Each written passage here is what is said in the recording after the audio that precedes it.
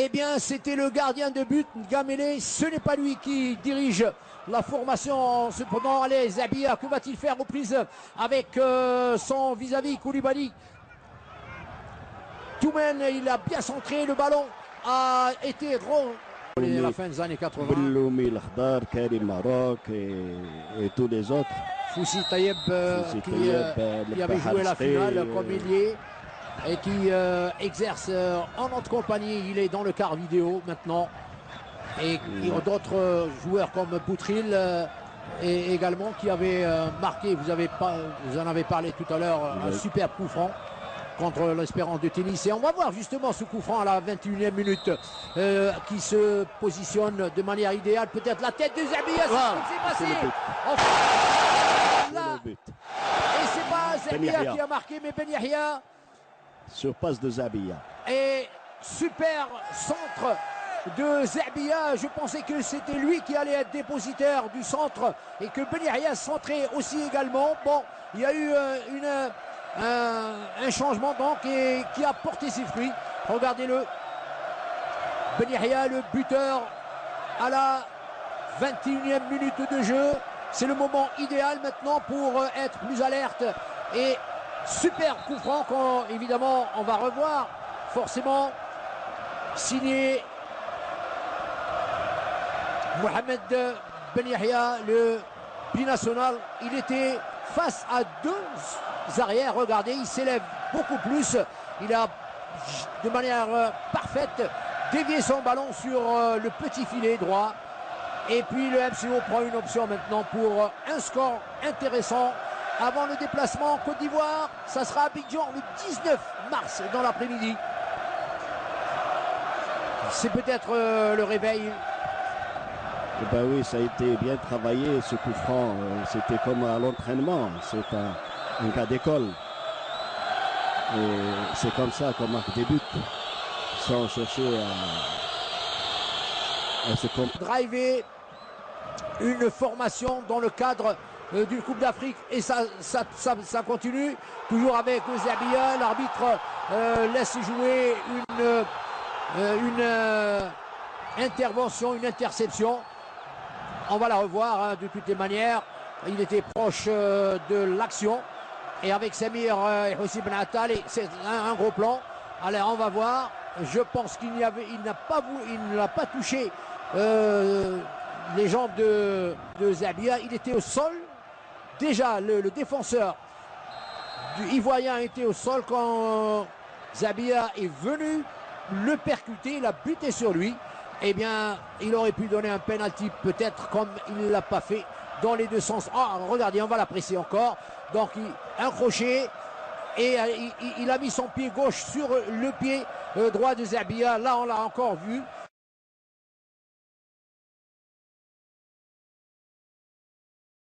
Donc, il y avait possibilité de siffler de penalty. C'est vrai. On l'a très très bien vu grâce à ce replay de Samir que je remercie. Parce que là, il y a eu une autre appréciation. Mais du Libyen Mohamed Zabia. Et regardez que depuis, le MCO ne s'est pas crié de danger. Là, ça aurait pu être également un but avec un autre coup franc. C'est Ben Yahya qui le botte. Et je pense que c'est Ben Yahya qui a donné encore la tête là aussi. Et le coup franc avait été signé de Bechaïb. Je crois que c'était Bechaïb. Oui, Bechaïb pour la tête de Ben Yahya qui a failli donc signer son doublé en Coupe d'Afrique pour sa première participation. Ça aurait donné des couleurs pour lui, pour la formation, alors que nous sommes à la 39e minute de jeu. Moi, je voudrais aussi saluer les efforts consentis par le président Belhaj. Finalement, dans aucune des équipes, surtout il existe un décalage entre les deux formations. Et vous avez vu comment au début ils posaient le ballon, les joueurs de Bouali Foued. Et puis, ils avaient pu obtenir 2 corners et surtout 2 occasions nettes avant la réalisation et l'ouverture du score de Ben Yahya à la 21e minute. C'est tout à fait anormal, hein, vraiment. Allez, encore une tentative Toujours de Ben Yahya, réellement disponible pour 2 minutes de temps mort pour la fin de cette rencontre. Alors 3 têtes, elle a été bien jouée parce qu'il a voulu le lober doucement avant de la frapper. Tout à l'heure qu'il relevait de blessure et qu'il ne tenait pas donc à ce qu'il rechute. Et puis Bencha'a, le fameux Bencha'a de l'équipe nationale olympique, il était soigné pendant 2 mois à Sidi Moussa par la direction technique nationale dont il dépend. Et il a joué un match récemment contre l'Azmo, score 3-0. Et il s'est reblessé rapidement. Là aussi, il y a une question de management, non, vous ne croyez pas? Management technique peut-être, ou même du staff médical. Bencha'a, c'est un joueur que j'ai beaucoup apprécié l'année dernière avec les espoirs du FC. Qui, regardez par exemple, sur cette travée, se crée quelques, non pas des occasions de scorer, mais elle arrive à percer. Allez, Zabia va-t-il marquer? Et puis oui, le ballon n'est pas rentré avec une tentative individuelle. Il n'avait aucun partenaire à ses côtés, n'est-ce pas Hassan, qui pouvait lui effectuer un appel de balle. Et c'est comme ça qu'il a tenté. Regardez, un très très beau centre venu du milieu.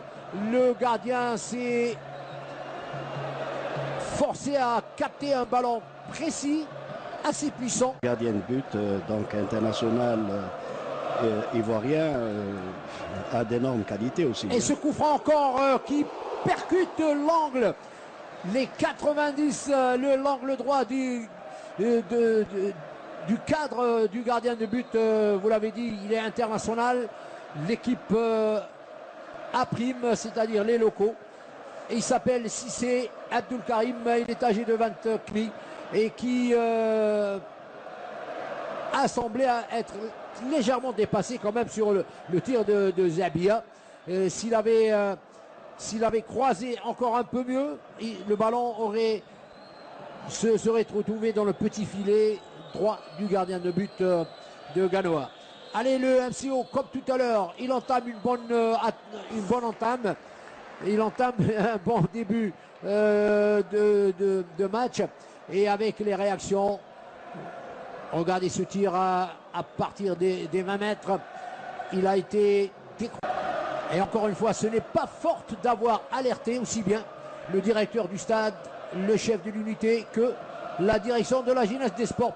J'espère que cette fois-ci, ils vont procéder donc à l'installation de 2 ou 3 ampoules dans la cabine de commentaires. Et voici encore voilà un but. Le but qui est inscrit encore une fois par Ben Yahya, c'est son doublé ce soir après la 21e minute. On va fixer l'écran pour voir mieux. Et dommage pour nos notes. Et c'est un but qui arrive à point nommé en début de la deuxième mi-temps. Il va maintenant écarteler totalement la formation du Sporting Club de Gnawa. C'était un tir fulgurant, très très puissant de Zabia qui a été très mal renvoyé. Regardez ce tir sur le premier poteau. Le gardien de but n'a pas pu évidemment maîtriser sur le deuxième temps. Et puis Ben Yahya qui se retrouve sur la ligne de but pour pousser le cuir à la suite d'un cafouillage. Ah non, c'est Zabia, le dossard numéro 27. C'est qui l'a inscrit, donc on va le mettre au compte du Libyen. En 8 sorties, en 8 matchs, 2 réalisations. Elle en a encaissé 4 avec un avérage négatif. Zabia tout seul, il n'est pas signalé au jeu. Il va crocheter, il va tirer avec le gauche. C'est bien fait. Aïe. Et le ballon rase le poteau gauche du gardien de but Cissé. Alors que le 4e arbitre va annoncer 5 minutes. Regardez le crochet. Il s'emballe un peu. Il a ajouté dans le contrôle. Il a fait circuler le ballon encore un demi-mètre. Sinon, il aurait levé la tête. Il aurait évidemment touché les filets pour un 3e but dont a réellement Zabia pour mettre un duo de feu en face de la défense. Et si Bouali Fouad n'y a pas pensé, ce qu'il a ses propres raisons tactiques.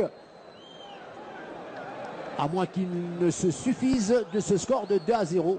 Le MCO, j'en reste convaincu, aurait pu élargir le score, approfondir la différence avant le voyage vers Abidjan le 17 mars. C'est vrai que Zabia, en tant qu'attaquant de pointe, a fait beaucoup de travail, aussi bien en attaque qu'en défense.